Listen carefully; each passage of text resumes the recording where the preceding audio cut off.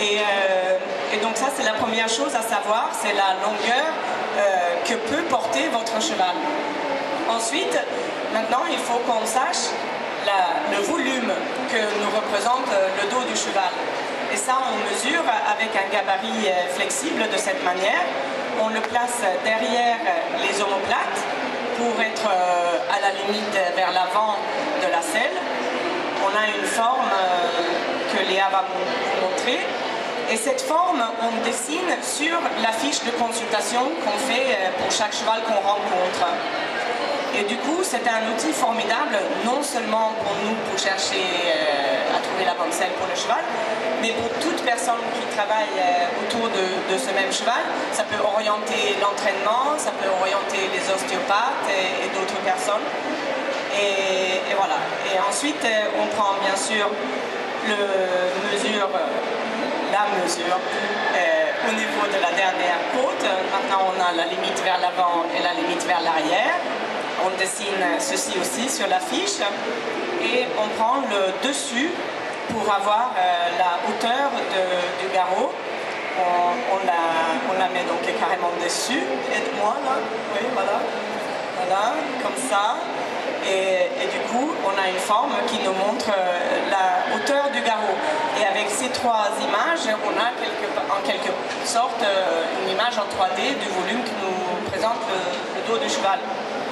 Et on va circuler avec une fiche de consultation pour que vous pouvez vous rendre compte de ce que ça peut donner. Et effectivement, entre deux visites, c'est super intéressant de voir l'évolution qu'a fait son cheval. Ça donne une mesure absolument objective et précise du fruit de son travail, du fruit de l'entraînement qu'on fait avec son cheval. On peut voir des asymétries s'estomper, on peut voir les muscles se développer, et tout ceci est clairement et nettement visible, tracé sur papier. Et ce n'est pas du tout le cas quand on regarde avec ses yeux le cheval dans son ensemble. L'œil ne peut pas percevoir des petites variations de quelques millimètres, mais qui sont absolument importantes dans l'évolution du cheval en question. Donc une fois qu'on a mesuré le cheval et analysé ses besoins, on aurait maintenant une idée de l'arçon que le cheval devrait travailler avec. Et sur cet arçon, bien sûr, on peut construire une selle. Et maintenant, on va prendre une selle et on va regarder ce que ça peut donner.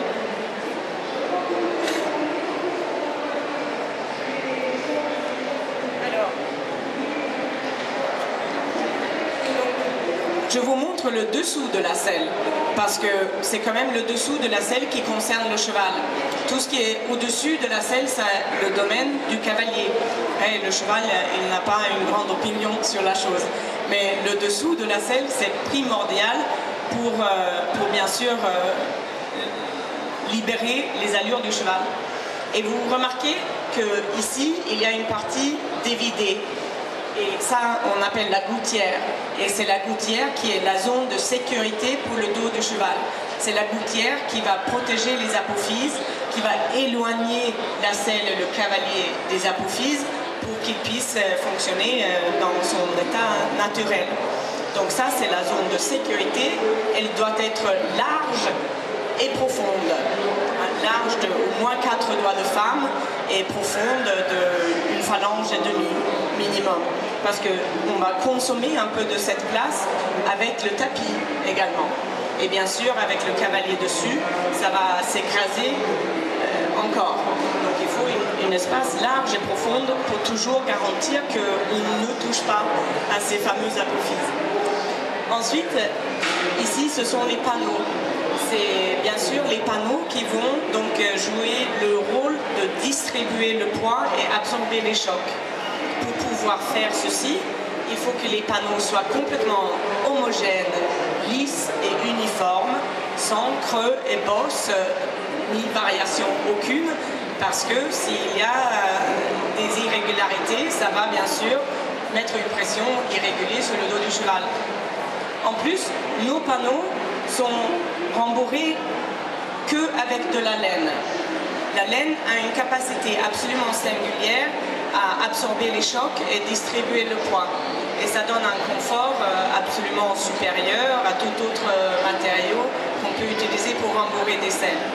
Donc pour nous, il n'y a pas de comparaison entre une selle rembourrée en mousse et une selle rembourrée en laine. On ne parle pas de la même chose. C'est deux produits complètement distincts. Et bien sûr, dans mon opinion, il n'y a que la laine qui peut remplir la fonction qu'on cherche à remplir avec une selle sur le dos d'un cheval. Léa, tu peux mettre la selle sur le cheval et moi je vais juste vous montrer donc la laine. Donc dans les panneaux, il n'y a que de la laine comme dans le pull. Vous pouvez venir toucher si vous voulez. Et un autre avantage avec cette technique qui est complètement artisanale, c'est qu'on peut intervenir dessus. J'ai un petit outil qui ressemble à ça et il y a des trous dans la selle à travers lesquels je peux introduire mon outil et réajuster et rajouter de la laine. Donc je peux à tout moment avoir des panneaux qui sont complètement symétriques et homogènes et de ce fait je peux avoir une selle absolument valable dans la durée, 25 ans, il n'y a aucun problème. Et ça, c'est quelque chose qui est très très difficile à réaliser sur des selles rembourrées d'autres manières. Voilà, donc on met maintenant la selle sur le dos de son cheval. On fait attention à placer ce petit clou-là derrière l'omoplate du cheval. Ce petit clou-là, il est cloué dans la patte d'avant de l'arçon. Le clou, il va ici, il y a même le trou là. Donc ça vous oriente parfaitement de où est votre arçon. Vous mettez le clou derrière l'omoplate de votre cheval. Vous faites en sorte, donc si la selle le permet, qu'elle s'arrête à l'intérieur de la dernière côte. Donc là, on a satisfait en principe deux de nos critères. On va vérifier si on a assez de hauteur. Oui, on a assez de hauteur. J'arrive à introduire ma main jusqu'au milieu de la selle. Mais moi, j'aime pas trop cette selle quand même sur ce cheval. Est-ce que vous avez une opinion sur pourquoi? Parce que le siège n'est pas horizontal. Le siège est incliné vers l'arrière. Ça, c'est un signe sûr et sans exception que la selle est trop étroite pour votre cheval. Et vous allez voir, les contre-sanglons également s'inclinent donc sur le diagonale, partent vers l'avant. Donc si vous avez une selle qui s'incline vers l'arrière avec des contre-sanglons qui partent sur le diagonal, c'est sûr, sans exception, que cette selle est trop étroite pour votre cheval. Donc c'est quand même très très facile à vérifier. Très facile à vérifier. Et maintenant, je la redresse. Là, elle est horizontale et Léa va vous montrer ce qui se passe maintenant avec les contre-sanglons. Ben voilà, maintenant les contre-sanglons tombent à la verticale, à l'endroit voulu, à une main du coude. Il faut faire attention de ne pas sceller trop près du coude. Donc, une selle comme ça va comprimer le cheval derrière les omoplates. Il va développer des creux. Ses muscles vont s'atrophier derrière les omoplates. Et le cheval va développer des douleurs dans cette zone. Parce que le poids va être rejeté vers l'arrière. Donc, c'est absolument pas opérationnel selon notre philosophie pour le cheval. Mais ce ne l'est non plus pour le cavalier. Parce qu'un cavalier qui monte dans une selle qui loge de cette manière sur son cheval va se trouver avec le buste rejeté vers l'arrière et les jambes qui vont partir vers l'avant. Donc pour nous, le confort du cavalier passe par la justesse de l'adéquation de la selle sur sa monture.